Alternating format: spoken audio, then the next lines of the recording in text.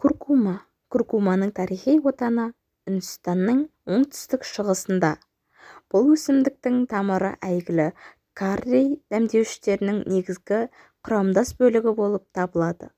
Ол тағамға өткір дәм мен ерекше хош иісті ғана емес, сонымен қатар жағымды сары түс береді. Куркуманың пайдасы. Куркума құрамында эфир майлары мен куркумин сары бояғыш бар. Өсімдіктің құрамында фосфор, темір, йод, кальций, холин, сонымен қатар В1, В2, В5, С және К дәрумендері көп. Куркума организмнен токсиндер мен зиянды заттарды шығарады.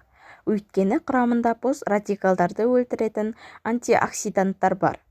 Ғалымдар куркума Альцгеймер ауруымен күресуге көмектеседі деп санайды. Дәмдеуіш денеден артық суды кетіреді, артрит кезінде ісінуді азайтады. Куркума сонымен қатар рак клеткаларын блоктайды. Куркуманың өткір дәмі вирустар мен зиянды бактериялармен күресуге көмектеседі. Сондықтан дәмдеуіш әртүрлі қабынулар үшін пайдалы. Куркума ас қорыту жүйесін, бүйректі, өт қабын қалыпқа келтіреді және тәбетті жақсартады.